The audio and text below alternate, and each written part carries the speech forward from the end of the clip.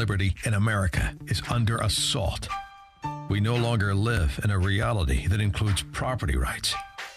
We're no longer the kings of our own castle.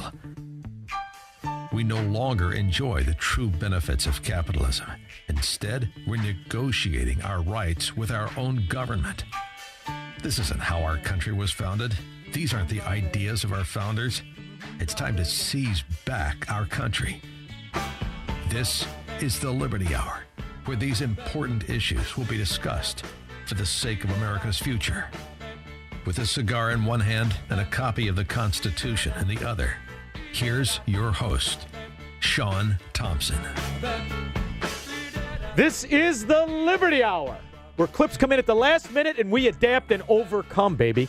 Because I've got Justin the Kid in there with his female leotard pants on, and we're rolling. Listen, is this Chicago pride or what? I'm loving every minute of it. Now, does the city of Chicago, are we going to get those Subaru Outbacks so we could stop paying for those junk Fords breaking down every 2 seconds? I love it. I say we get Subarus and Leafs. Everything's going to be great. And above all, I will say, out of the two choices, genital warts or herpes, I think the best one won. I will take Lightfoot. Now, she isn't as interwoven, although she is. Not everything is what it appears. By the way, 312-642-5600 if you care to participate in the show. One of the things that I watched, because I was forced to watch it.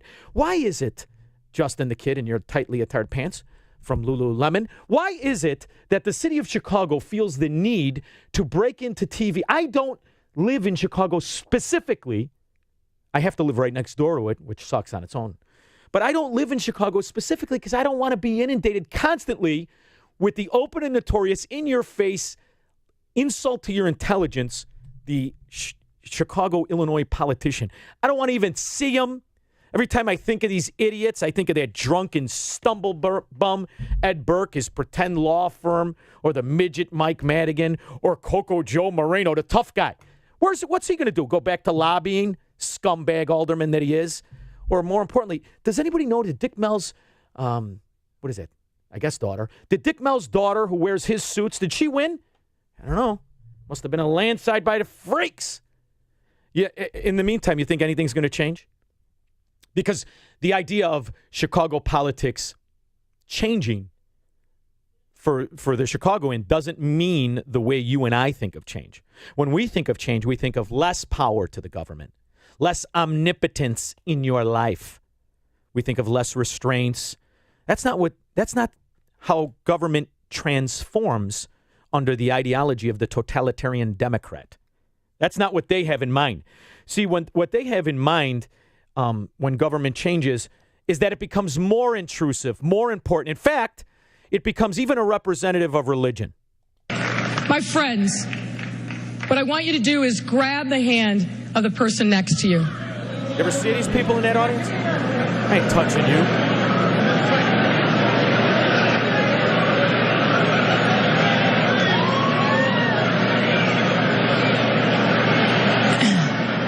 You may be strangers, but in this room, in this city, we are all neighbors.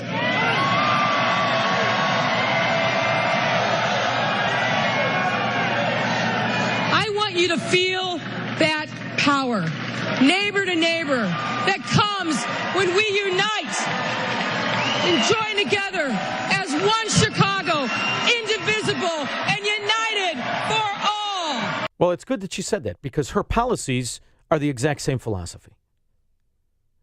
Your money isn't yours. It's your neighbor's. Your obligation to children aren't to your children. They're to your neighbors. This is the overall undercurrent of government servitude that they sell. So, I heard different interpretations of what this was. My favorite is the dimwits on Channel 7, whether it's that Alan Kraczewski, I don't even know how you say his name, nor do I care, that talking mannequin, or the ever-changing Cheryl Burton, who was lovely when I was a kid. I don't know what the hell's happened to her. But their interpretation of how spiritual, this is the word I heard from the dimwit newscasters, spiritual, as they long to be slaves, and they don't even know it, rather than focusing on the policies, which, by the way, I'm excited. We have a guest coming on Jim Irios in about 20 minutes, and I'm excited to have him on. I want to ask him some very interesting questions I have about Chicago and about the outcome and about what he thinks as a financial expert, somebody who stayed down at the Merc when I left. Love it. Can't wait to have the conversation. But moreover, I couldn't help but notice not one newscaster. Now, I understand it's the night of the win.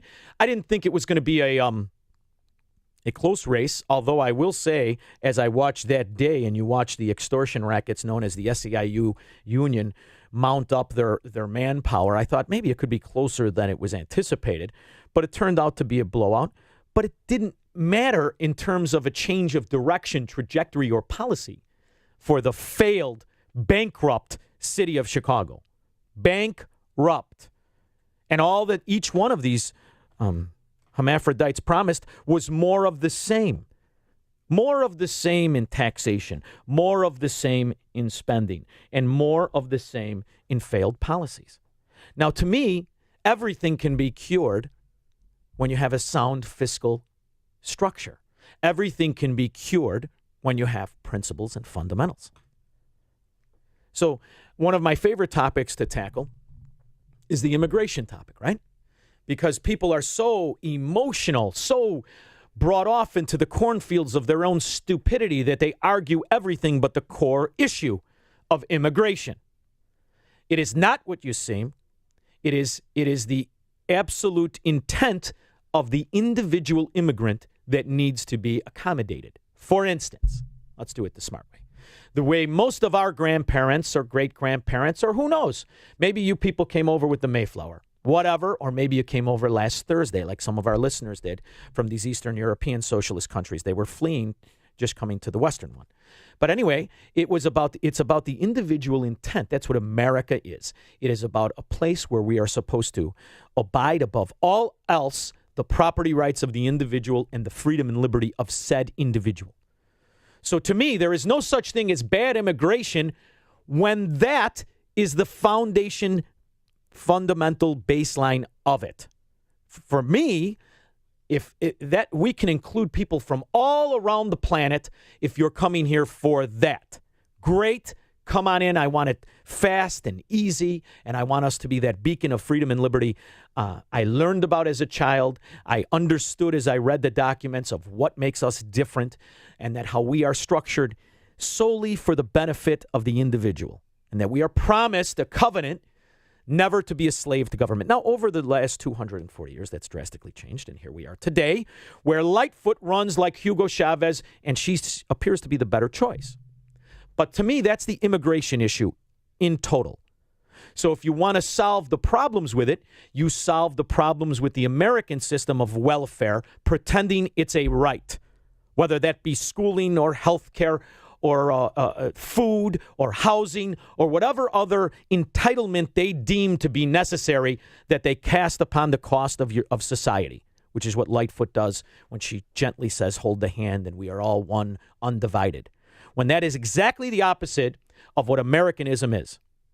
We can be one of an ideology fighting in the undivided idea of liberty. See, they mix words up, but they control the school system, so the idiots they're talking to don't know the difference, and they can't reason. So what she's going to do now is use these special interests of people who are needy in some instances are greedy, and she will use those special instances against the whole body. That is how socialism spreads. That is how it masks itself in a virtue utopia of how it's all going to be great as long as we hold hands. The exact opposite of what America is supposed to be. But she does it brilliantly, and this is why you never underestimate them. Because although she may look like a small version of James Earl Jones, although she may laugh at her baggy suits, the reality is she's quite brilliant in her strategy. So to me, although the better choice on the face, the most dangerous one to our freedoms, the most detrimental one to our property rights, that's who is now the new mayor of Chicago. But the nice thing is, we don't have to change the office seat height or the urinal height in the bathroom. It's all going to be peachy. But the policies will stay the same. And here you go, just to prove it. Now it is our solemn duty as a city, as people, as neighbors, to stand up for our immigrant families, to protect them, and stand Over against yours. hate. What she's not saying is over yours. See, this is the thing. The needs of the many outweigh the needs of the one. It's like a bad Star Trek episode where Spock goes in and saves the day at the cost of his own life and everybody cries in the audience. That's the same platform of socialism, right? Because what they don't tell you is Spock's decision to give up his life for the ship. That's his choice. And that's a choice he made. What she's telling you is, regardless of your choice, you're going to make it. Because she deems the immigrant, the person who she can use, and it's irrelevant what their names are because they're just useful idiots to their ideology.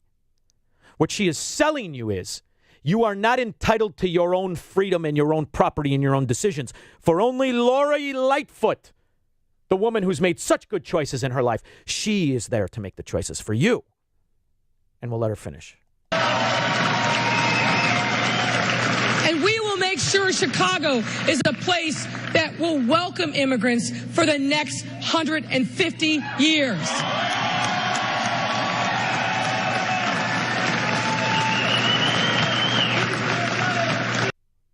Now, what she's not saying is we of course, you welcome immigrants for the next 150 years. We've welcomed them for 240 years, as long as they were the immigrants that could bring productivity and bring value to the country and to the city and to the state and to the county, whatever it is you want to do.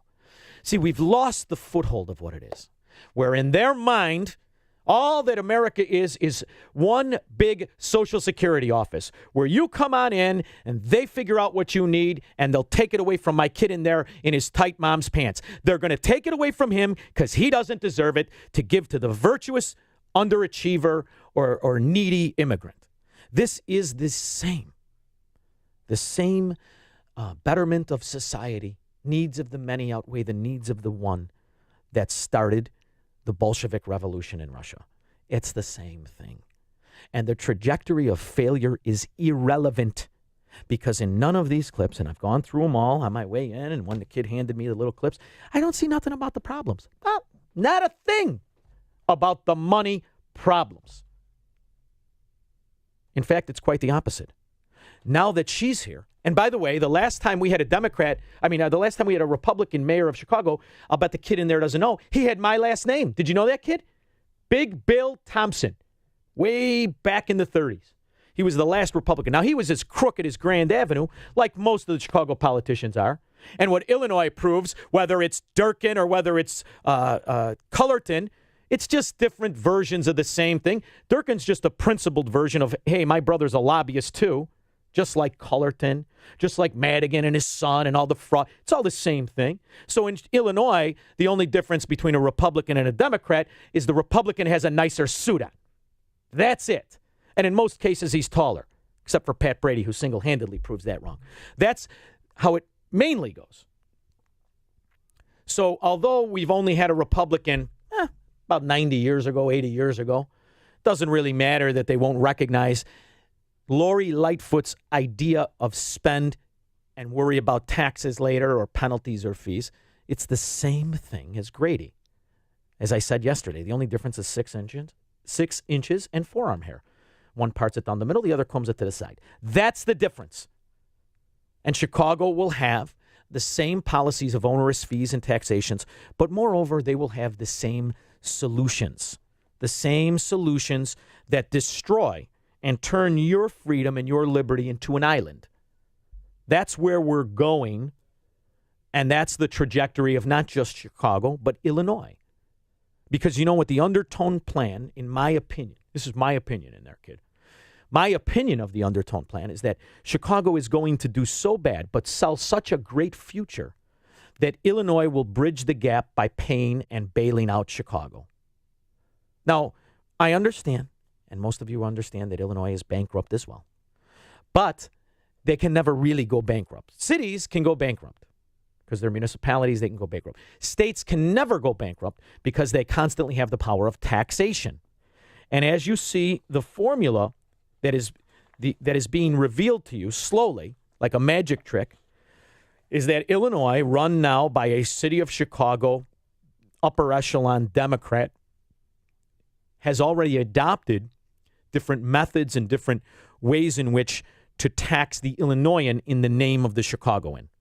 And what fries me about this, most of all, and we're going to have Irios on, and I can't wait to talk to him, is that you wouldn't know it by my accent or my flannel shirt right now, but I spent some time in the financial markets. I spent some time. I'm actually, at one time, was a registered investment advisor. I have a couple series, my 3 and my 6 and my 24. I've got all those done. And one of the things they teach you when you're going into the financial world, the money business, the first thing they teach you, and they make you say it at every class, is that past performance is no guarantee of future returns. Yet the weapon in which the city of Chicago beats the citizen of Chicago, and the citizen of Illinois is beaten by the politician of Illinois, is that they have obligated us to pay these mystical, magical obligations in pensions and health care that are based primarily on the opposite of what real people in financial worlds have to abide by. In other words, if I come to you and I say, last year on my return of trading other people's money, I made 38%. 38%.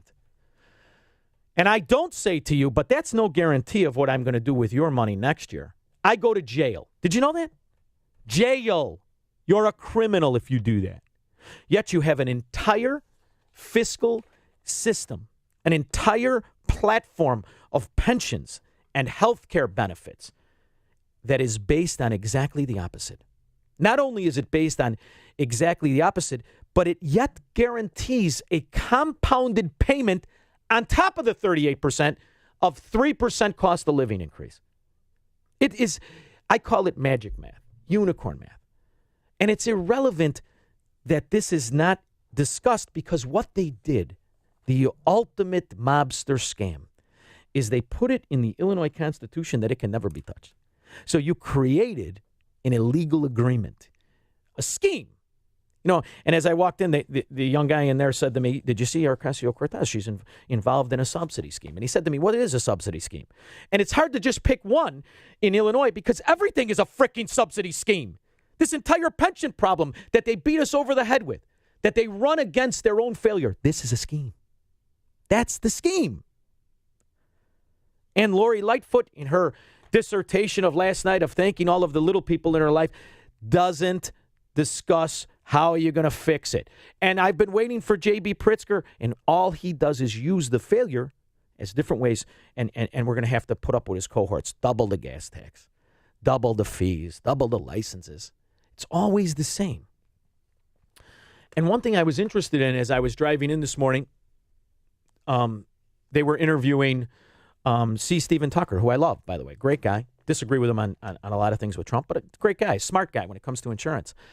And he said something very interesting, and I know Dan was, reading and doing all this, but he said, and he mentioned our costs of healthcare in Illinois. Now, those of us who are not in on the scam have to pay for that, right? So me, I've been paying, I don't know, $2,000, $2,200 a month for mine because I won't conform, as you could figure out. I won't conform to the ACA. I don't want bronze or silver or whatever bullshit they're coming up with. I want my own, so I pay a fee to have it. And one of the things he said is that a family of 4, you average $7,900 deductible for each person, and your premium is $1,850. Did Lori Lightfoot discuss what they're going to do here, except expand that coverage to other people? And I got to look at Alan Krzyzewski, stuffed into his Brooks Brothers, sitting next to the dimwit, Cheryl Burton, tell me how monumental. They're making history. Really, you're making history? What are you making history about? Now all of a sudden, the sexuality is an asset. Oh, do you like the same sex? Look at you. You're cutting edge. You're progressive. Forget about all the particulars that have destroyed the citizen. We're going to make history. You didn't make history. You think Lori Lightfoot's the first homosexual mayor? Come on, please. The only difference, the question to ask her, she's got far sexier underwear than Harold Washington ever had on. You think this is the first history-making thing, so we let down our guard and we don't focus on the issues? Personally, I think, and you couldn't find it, it wasn't just those two on ABC, it was every station. Every station. Not one talked about the fact you had Democrats for 87 years, 80 years, whatever it is. You had Democrats run, you had them win on the same platform. of more free shit to the deserving virtuous, and we're going to take it away from those covetous, greedy people who want to keep their own money. This is the platform of Chicago politics for 100 years. And yet all that happens is that the problems get deeper. The quicksand gets deeper. The more you wiggle, the faster you drown. That's what really happens. Not one articulated response to this other than the fact we're making history. Now, see, I have one of those pesky abilities to reason. I have never cared. I'm sure I've had family members that were I know I have, that were homosexual. I've never cared. I've never been interested in using that as a character plus or minus. It's nothing. It's about the quality of the person. But we made history last night. Now do me a favor, because I won't be here. Because what they forget to do is they forget to tell you your other option is to just hurt your family and the people you love and move. But I won't be here in 4 years. Tell me how things look in 4 years as Lori Lightfoot celebrates last night, of which I can't figure out I really can't. I can't figure out what exactly we were celebrating. She didn't present one new idea, except she promises to run against the corruption. But as you look in Lori Lightfoot's past, she's no angel. She didn't just appear here in Illinois. She's been interwoven with this. Not as much as Grady, guaranteed. You're never going to top Grady, the president of Cook County, as if that's an attribute. That's something they should be investigating her right now for. You mean you're the president of Cook County politics, the most corrupt county in the country? The only good news is, for once, we didn't give her a promotion. Instead, we gave it to an attorney who's smart enough to know the deception she's spinning, to know the goal she wants. And that goal is going to be a utopia that she's going to promise you the whole time she casts chains upon you in servitude. That's the formula. Capitalize on the failure. Promise a redemption. Promote restriction. That's the formula. And you know something? It works. It works here in Chicago. It works here in Illinois. We can and we will break this city's endless cycle of corruption. How? See, you can't. What she's not telling you can't. Socialism is corrupted. It's corrupt by its philosophy. Its philosophy is based on favoritism. That's what socialism is. It's always picking one virtuous over one guilty. That's why, as long as that window stays small, as long as you attack the people who produce, which is always the smallest people in a society, you can always take advantage of the envy and greed and covetous nature of man. So the corruption isn't ever going to go away because the philosophy she has is corrupt. What'll go away are the specific targets. But I say there's no way. For the corruption of socialism is far bigger than her. And you've elected her on what is supposed to be her benefit of being homosexual. Where does that qualify her to cure these ills? In particular, when she's benefited from them. And never again, never, ever allow politicians to profit from elected positions. But when you have a politician who is in a position to pick favorites, he can always profit. You do see that. She's not changing the structure of these 50 thieves / aldermen. That if you want to operate a business, you need their blessing. None of that is changing in Lightfoot's agenda. You will always have to pay. You will always be a victim of the neighborhood intimidation because they have proven this for 100 years. That's why every year another one is indicted. Another one steps down. Another one is caught in a scheme. And that goes for every one of them. Do you think these aldermen who represent these neighborhoods that are drug hubs, that are central drug distribution centers, you think they don't know? You think they're not paid to turn a blind eye? Of course they are. So what she's promising, ironically, as she waves the flag of I'm changing things, what she's promising is a stronger position of the elected official. So now we have to pretend that there's going to be virtue. That in her election last night, boom, a light went off, and all of the crooks that are in place and have been on the schemes, it's all changed. And now, because Lori Lightfoot has been sworn in, the virtuous homosexual, she will now change things.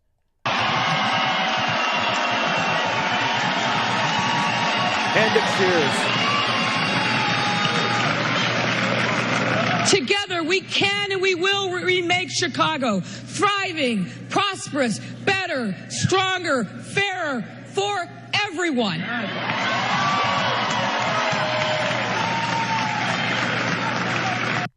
And you never have to deliver, because all you have to do is pull a special interest from here or there. You never really have to deliver. This is the beauty of the greatest sales pitch of the greatest scheme on the planet Earth, the one that continues to cast citizens into servitude. This is the issue that will always happen, the one where we promise a utopia for those who appear to be virtuous, and we pay for it at the cost of those who appear to be greedy. And what I find disgusting, and what you're starting to hear a tone in almost every show I do, or when I fill in, or whatever the case is that you always see that you can only achieve this when your fellow citizen buys it, when he's been corrupted. But now let's go to an expert in financial. Jim, I want to thank you so much for coming on the Liberty Hour. How are you, Jim Arios? My pleasure. Thank you for having me. Very good. Now, you're an interesting guy, not only because I can't remember if I saw you down at the Merc. Now, what years were you there? I've been here from 1987 till present, so almost 32 years. So, we started at the same year. Wow. I was at the Misfits for Merchants. You remember Merchants? Yeah, you were in the S&Ps, though, right? I ended in the S&Ps, but I went through everything. In fact, I was a Eurodollar. I worked for Terry Goldberg in the back months. Back when they had the first two back months. See, this is a podcast. We can talk. It's not like the morning show. We don't have to go to commercial. Love it. Yeah, I started on the currencies for 8 years and been in interest rates ever since. Okay, so you wouldn't know it by my Melrose Park accent or my flannel shirt, but I paid attention. I had to. I didn't have a nickel to rub together, okay? So what I had to do, we were lucky enough to, you remember when we started, the older guys, if they liked you, they would kind of give you a book here and there, or they would tell you a chart to pay attention to. And they would help bring you along. You didn't have to be from MIT. You could focus on, it was great. And I did all that. And I went and, I got my Series 3 and my 6 and my investment advisor license and my 24. I did all that. And one thing I remember specifically them telling us that we had to say forever, whenever we talked to somebody new, past performance is no guarantee of future return. You remember that? Amen. Yes, I remember it well. Now, we have a system that is based on exactly the opposite. We have a system based on what puts guys like me and you, when we don't say that, puts us in jeopardy of going to prison. And I see it. Well, it should be, though, right? But should it be? Because every time I try to say that when it is the magical, mystical math of pensions, they tell me it's ingrained in our Constitution and we can never change it. So my question to you is, how can you ever fix the ills if you can't fix the root disease? No, well, there's only one way to fix our pension problem, and that's to finally be able to convince union leaders that they need to work with the rest of us and renegotiate them.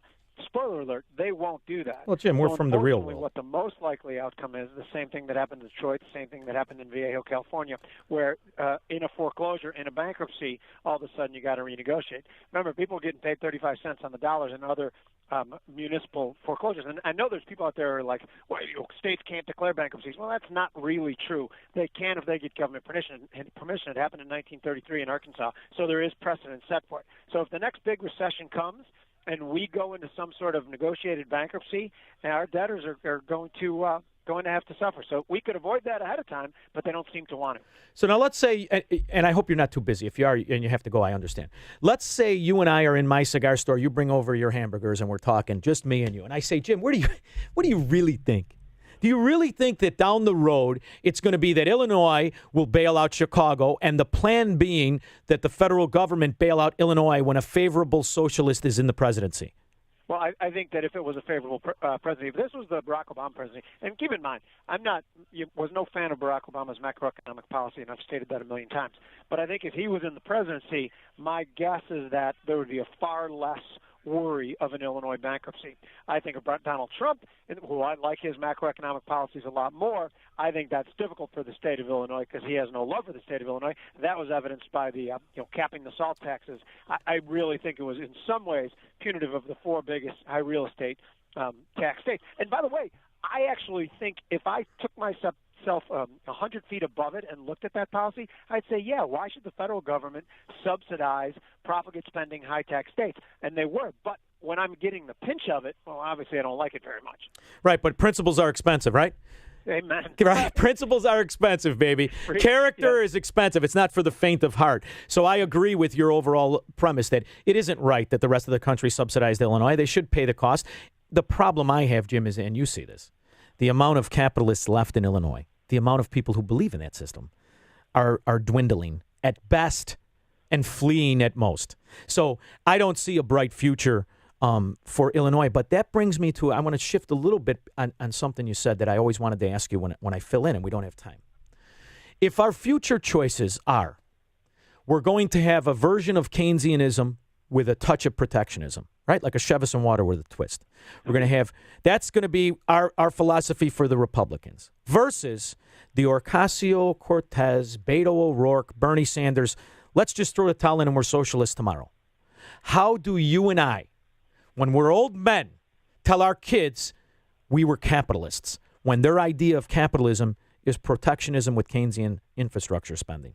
Well, I actually think, and I hope might be me just being too glass half full, but I think the Democrats' huge leap to socialism, we saw it in the last election, and we see it now, where Joe Biden, who I don't find him a centrist, but I think the rest of the world would. I'm a pretty hardline macroeconomic conservative. But the one somewhat conservative guy who enters into the race, and all of a sudden it seems like a very, very calculated smear campaign to try to get him out of it. They don't want centrist policies. They want something very, very far to the left. I think that's shooting themselves in the foot, and I think that could cause the pendulum to switch back. I think that nobody wants socialism. I don't understand Jim, the really? appeal of Bernie Sanders except for the fact that he was running in a race against some very unattractive candidates to people. Jim, do you really think nobody wants socialism? No, I don't. I don't think that. I said that 100% wrong. I think there's a lot of people who want socialism, particularly people who don't understand socialism. What I want to say is there's more people who understand and more people who spread the word, and maybe I'm just being a dreamer. You know what? And I hope I'm not the only one. We can go right into John Lennon or something right there. No, right. I like it. If my guy was paying attention, he could cue the music. But he could have cued the music, right? But I believe that we are going to reject socialism. Do you know what bothers me? I used to believe that. I mean it, Jim. I used to. When I had just left the Merck and I went into the real estate business, I thought I used to say, how could people be so freaking stupid? How could you be so stupid? But here we are, Jim. And I think the turning point that killed us was TARP. I was vehemently against it. I lost dear friends over it. But what proves my point that I was right to be pessimistic is you have the yoke of tyranny and failure in Obamacare. It's destroying us. It single-handedly eats at my savings on some months. I've watched it bankrupt mediocre, wealthy friends of mine who were wealthy and now are living to pay their costs. And for how many years you had everything, and when push came to shove, you did nothing. And now here we are in the minority, right? And we need to win. And what happens with old lady face Mitch McConnell? Now all of a sudden he's against it. He sat on his fat, pasty derriere for all those years and did nothing. Yeah, and it's amazing to me, too. And I actually think from the beginning, and I've always thought this, that Obamacare was such an absolutely flawed law that it was designed to fail and fail miserably, so that one of the only options was going to be to have single payer. I hope to God I'm wrong. But, you mentioned the healthcare system was completely shot, and we can, in my mind, I flip over to the whole student loan debacle as well, too. Yeah. And by the way, they're two sides of the same card. What it is when the government gets too involved in this stuff, things just blow up. It happens all the time because they're not nimble and they don't think logically through the policies. They just, the policy is what sounds good at the moment, and that's what leads us to where we are. But or it could be this, Jim. It could be a couple of smart guys sitting in my cigar store figuring out how to topple freedom, figuring out how to set up the perfect storm where before you knew it, the only place you had to turn was less freedom and more government control and more subsidies. Because there's a lot of people, brother, making a lot of money on this failure. I mean, look at the money that these insurance companies that weathered the storm. They got rid of their competition overnight, and now they have a monopoly in said area. And the money that they continue to pump the prime to lobbyists, they're making fortunes. And how about the constant subsidies that go with it? So Sure. I And think the more the policies they try to institute fail, the more people will become dependent on government. Because I think there's a lot of people getting awful rich on failed policy. And really, when you break it down, and again, I've always said, even on this show, and I hate to say it, I'm not a Republican. I'm a macroeconomic conservative who has some socially left-leanings as well, too.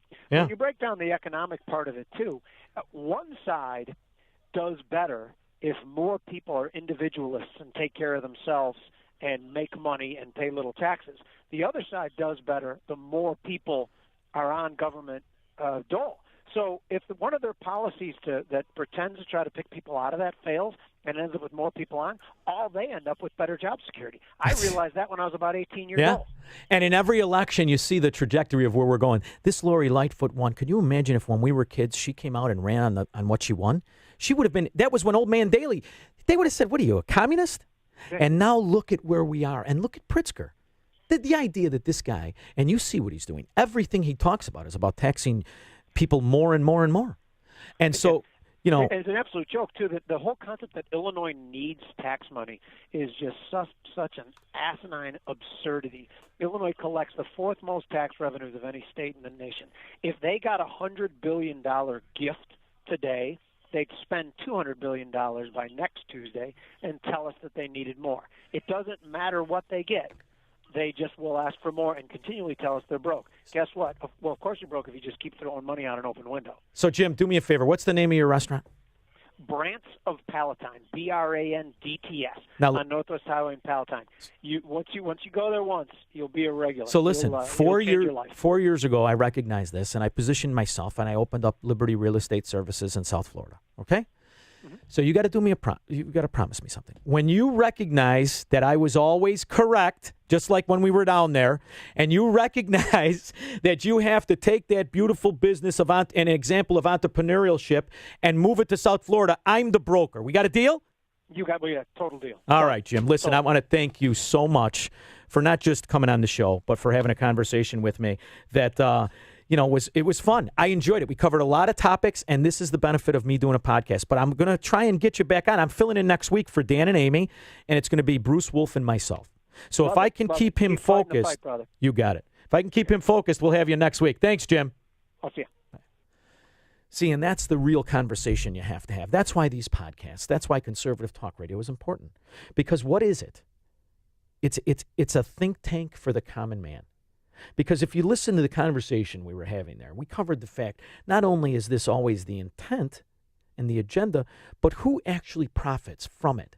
And if I can, at the end of the day, when I'm dead and somebody tries to embarrass my daughter and they say, yeah, your old man was crazy on the radio, always arguing and insulting people, I want somebody in that room to say, yeah, but if you notice what he said, he was right, that the more government failed, the stronger it became. The more it failed, the smaller you got. And the more it failed, the more it could take from us. Because here's the reality. These policies, although they demonize the rich man, although you see a tax system that only goes after the 1%er, what they hide in their deception is the hidden taxation they cast upon the poorest. And there is no greater example of that than Illinois. Did you hear what Jim said? Illinois is the fourth largest revenue in taxes. Fourth out of 50, yet we're the 50th shit state to live in. You think it's an accident? As they all profit, as they all become gods among men? Because you know what they celebrated last night? Wasn't that Lori Lightfoot, the misfit that she is going to solve anything. It's that she became a god last night. That's what socialism creates. Gods from politicians. Because that's where the power lies. This little deviant has become more powerful in 12 hours than the hedge fund guy who buys real estate and spends hundreds of millions. His name escapes me, but that's all right. I always forget this freaking guy's name. Ken Griffin. She, for doing nothing but being in control of government tyranny, is more powerful than a very, if not the most successful businessman in Illinois. in Chicago. In fact, he has to now fear her. And that should make you be afraid. Because if she can crush a guy worth billions, what could she do to you? And that's what this is. This is about power over you. This is why what these socialists are running on was once considered sedition to the American politic. Because it was a bastardization of government power. It was a usurpation of your freedom, of your liberty. And your retort to it is what exactly? You want your kid to go to a better school? Then pay for your own damn school. Healthcare. We're all dead. Everybody's dead. Even the kid over there in his mom's yoga pants. We're all dead. Nobody gets to use that excuse to take away your property. Period. End of story. Follow the bouncing ball. Focus on what we're really discussing. There is no virtue among thieves. And all a socialist is a thief without the courage to pick up a gun and a mask. He wants big government to do it for you. Bureaucrats. And your own desire to succeed to work against you. Because that's what happens in these totalitarian Democrat stronghold failures. Your own ambition is working against you. That's why you don't want to conform to platinum and bronze and silver. No, I don't think a politician's better than me. I want the same shit they have. What's it cost me? $2,200 a month. What are you, out of your freaking mind? I've never been sick a day in my life. We don't even go to the doctor. Too bad you'll pay it. I want to make $250,000 a year, and I'm willing to work 7 freaking days a week, 16 hours a day to do it. Well, you better not do it, or we're going to take more from you. This is the reality of your world. It's running in exactly the opposite direction we were promised. And you're Illinoisan and you're Chicagoan, they're all in. In for a penny, in for a pound. And we're celebrating this freak? Please. It's as ridiculous as celebrating J.B. Pritzker with the love handles on his ears. But here you are. Yay, double the gas tax. Well, we always have an alternative. You can always move. And here's where I do the cheap plug. You can move to South Florida, and you call Liberty Real Estate Services. Because I'm on both coasts, kid. Because I'll drive the hour and 40 minutes to make a commission. I'm greedy that way. And then I want to keep it. I'm silly that way, too. And if I'm in Illinois, you know what I'm going to do? Nothing. I'm going to sit on my derriere at the Elmhurst Cigar House, where you're more than welcome to stop over. And by the way, if you're one of these morons that tweets me like you're a tough guy, I'll be there in about 45 minutes. Come and show me who the tough guy is, because I could use the parking lot exercise. Thank you very much for listening to the Liberty Hour. I truly do appreciate it.